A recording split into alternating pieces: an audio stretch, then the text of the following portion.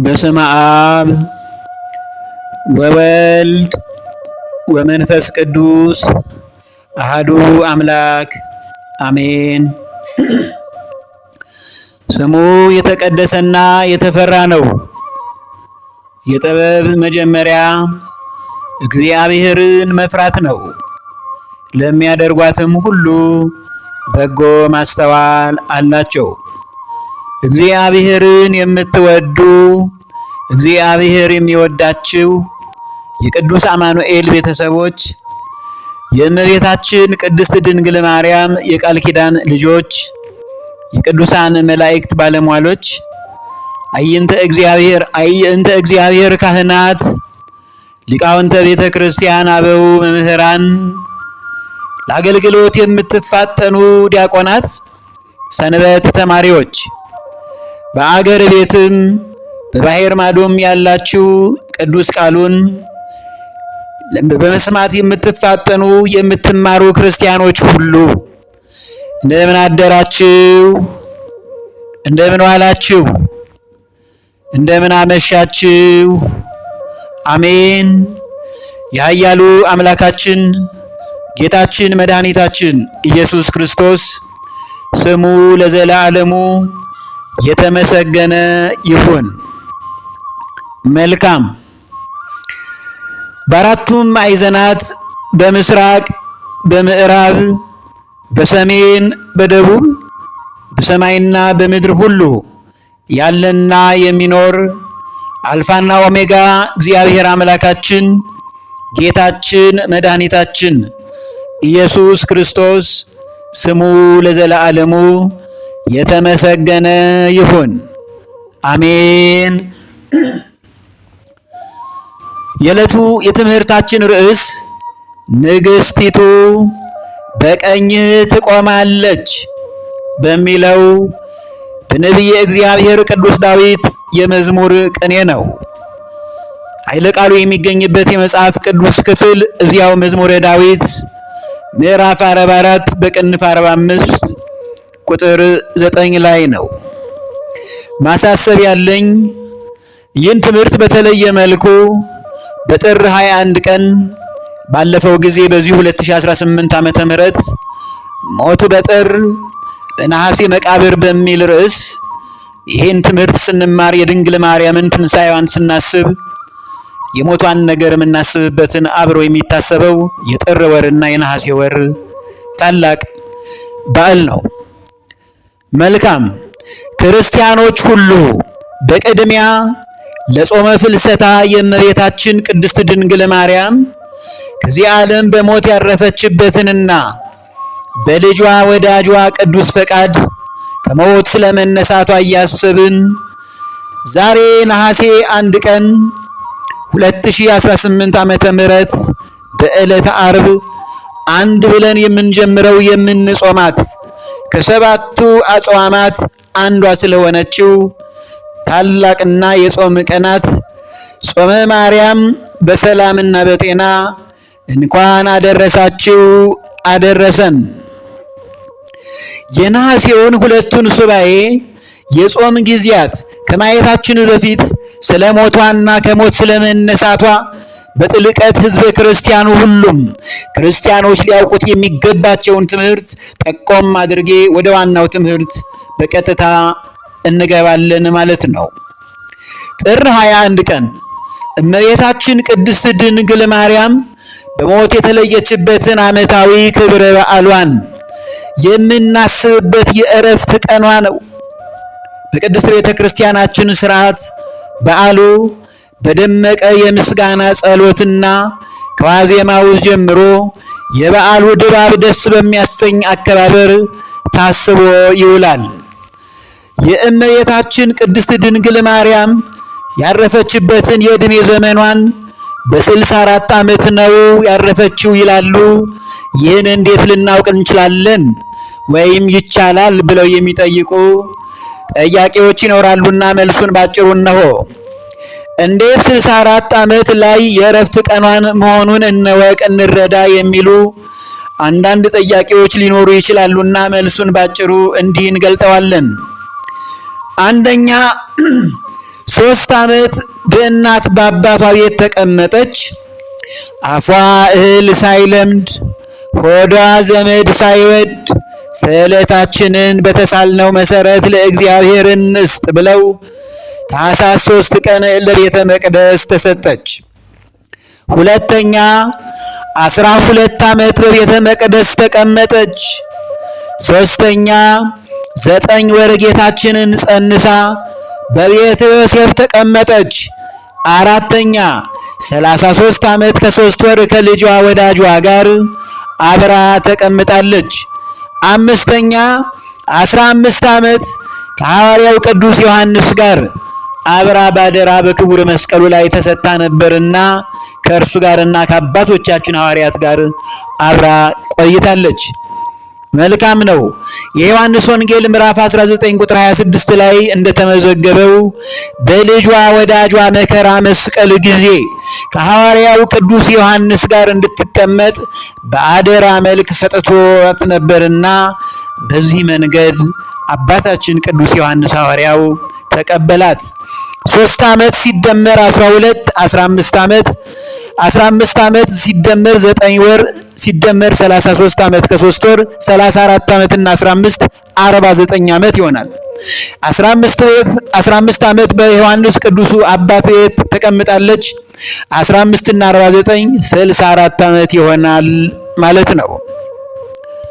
በተአምረ ማርያም ላይ እንደተመዘገበው ሞት በጥር በነሐሴ መቃብር እንዴት ሊሆን ይችላል ሲል የተናገረው ዲዲሞስ የተባለው ሐዋርያው ቅዱስ ቶማስ ነው። በእመቤታችን የዕረፍት ቀን አንድ አስደናቂ ተአምር ተፈጽሞ ነበር። የአይሁድ ቁጣ የተቀሰቀሰበት ዋናው ምክንያት ጥር 21 ቀን የእመቤታችን የዕረፍት ቀኗ በሆነ ጊዜ ነው። የአይሁድ ቁጣ የተነሳበት ምክንያትም ከዚህ በፊት የኢየሱስ ክርስቶስን ሥጋውን ከሞት ተነሳ ብለው ብዙዎችን አሳስተውብን ነበር። አሁን ደግሞ እናቱን ተነሳች ሊሉን አይደለምን? በማለት ኑ ተሰብስበን ሥጋዋን በእሳት እናቃጥለው ብለው እመቤታችንን ወዳለችበት መጡ። ድፍረት ይሏል ይሄ ነው። ሐዋርያት የአይሁድን ቁጣ ለማብረድ አስበው ከክብርት ሥጋዋ ፈቀቅ አሉ። ሐዋርያው ቅዱስ ዮሐንስ ግን እስከ መጨረሻው ሰዓት ድረስ የሚሆነውን ለማየት በዚያ ስፍራ ሆኖ ሁኔታውን ያይ፣ ይመለከት፣ ይጠባበቅ ነበር። የአይሁድ የጎበዝ አለቃ ታውፋንያ የሚባለው የእመቤታችንን ክብርት ሥጋዋን ያረፈበትን የአልጋውንም ሸንኮር ጋድሙን ለመያዝና ለመገልበጥ በሁለት እጆቹ እንደያዘ በመልአኩ ቅዱስ ገብርኤል ሰይፍ እጆቹ እንደተቆረጡና ቅጣትን እንዲሰጠው እንደተሰጠውም ጭምር በተአምረ ማርያም መጽሐፍ ላይ ተመዝግቧል። በእመቤታችን ጸሎትና ምልጃ ወደ ልጇ ወዳጇ ኢየሱስ ክርስቶስ በማመልከት የታውፋንያ ሁለት እጆቹ እንደቀድሞ እንዲሆኑለት አስደርጋለታለች። የእመቤታችን ርኅራኄዋ እስከዚህ ድረስ ነው። የጎበዝ አለቃው ታውፋንያ ከዚያች ቀን ጀምሮ ወደ ክርስትና እምነት ተመልሷል። አይሁዳውያን እንዲህ አይነቱን ድንቅ ታምር እያዩ እንኳን ቁጣቸው ሊበርድ አልቻለም። የአባቶቻችን አባባል አለ፣ ያዳቆነ ሰይጣን ሳያቀስ አይቀርም አይለቅም እንዲሉ ማለት ነው። የእግዚአብሔር መልአክ ከእግዚአብሔር ዘንድ ታዞ ከሐዋርያው ቅዱስ ዮሐንስ ጋር የእመቤታችንን ክብርት ሥጋዋን ወደ አጸደ ገነት በመውሰድ በዕፀ ሕይወት ዛፍ ስር እንድትቀመጥ ተደረገ። ይህም ድንቅ ተአምር የተከናወነው ጥር 21 ቀን ነው። ለምእመናን ለሕዝበ ክርስቲያን ግን ብርቱ ማሳሰቢያ አለኝ። የእመቤታችን ቅድስት ድንግል ማርያምን ቅድስት ሥጋዋን በተመለከተ ለአንባቢያንና ለሰባኪያን ወንጌል የምላችሁ አለኝ። በቅድሚያ የጌታችን አምላካችን መድኃኒታችን ኢየሱስ ክርስቶስ ቅዱስ ሥጋውን አስከሬን እንደማይባል ሁሉ የእመቤታችን ቅድስት ድንግል ማርያም ቅድስት ሥጋዋ አስከሬኗ ተብሎ መጠራትም መሰበክም መጻፍም ነውር ነው፣ ከነውርም በላይ ነው። ይህንን አንባቢያን፣ ጸሐፍታን፣ አጎንስጢሳውያን ሌሎቹም የሚመለከታቸው አባቶቻችን ካህናት፣ ቀሳውስት ተአምረ ማርያሟን ስታነቡ እዚህ አንቀጽ ላይ ስትደርሱ ክብርት ሥጋዋ ቅድስት ሥጋዋ ተብሎ ሊጠራ ይገባል። አስከሬኗ የኔና የመሰሎች ክርስቲያኖች ደካሞች ሰዎች ስምነ አጠራር ነው። ለእመቤታችን ይህ አይመጥናትም። ልጇ ወዳጇ ኢየሱስ ክርስቶስ ቅዱስ ሥጋው ሲባል ቅዱስ የሆነውን ሥጋ ተዋህዶ ስለሆነ ቅድስት ሥጋዋ ክብርት ሥጋዋ ተብሎ ነው ሊጠራም ሊሰማም የሚገባው። በትክክልም ልንጠነቀቅ የሚገባው ነገር ልንጠቀመው የሚገባው ቃላት ክብርት ሥጋዋ ቅድስት ሥጋዋ ተብሎ ነው መነበብ ያለበት። ምክንያቱም እመቤታችን ከሴቶች ሁሉ ከሰዎች ሁሉ የተለየችበት ዋናው ምክንያት እመቤታችን ቅድስት ድንግል ማርያም በሥጋዋም በነፍሷም በሐሳቧም ጭምር ቅድስተ ቅዱሳን ንጽሕተ ንጹሐንም በመሆኗ ነው። ለዚህ ነው ነቢየ እግዚአብሔር ቅዱስ ዳዊት በመዝሙር ቅኔው እንዲህ ያለው። ይሄንን ምስጢር ነው የነገረን። ንግሥቲቱ በቀኝ ትቆማለች። ከዚያ ከፍ ሲል የወርቅ ልብስ ተጎናጽፋ ንግሥቲቱ በቀኝ ትቆማለች ነው ያለው። የወርቅ ልብስ ሲል ንጽሕናዋን፣ ቅድስናዋን፣ ምንም በደል የሌለባትን መሆኗን የሚገልጥ ምስጢር ነው። ለዚህ ነው ይሄንን እያወቅን ቅድስት ድንግል ማርያምን ከስም አጠራር ጀምሮ አክብረን ለሌሎችም ሰዎች እንዲያከብሯት ማድረግ ያለብን። ብዙ ጊዜ እንደዚህ አይነት ነገር አይታይም። ማርያም በሚል በድፍረት ይጠሯታል። ከኛው ኦርቶዶክስ ተዋሕዶ ቤተክርስቲያን አማኞች ተገቢ አይደለም። ማኅደረ መለኮት ናት። ለጆሮ እንኳን ጉትቻ አለው። እባካችሁ እንደዚህ አይነትን ነገር አናድርግ። ከበረከትና ከጸጋዋ ያርቀናል፣ እግዚአብሔርም ፍቅር ይለየናል። ይህንን ማወቅ አለብን።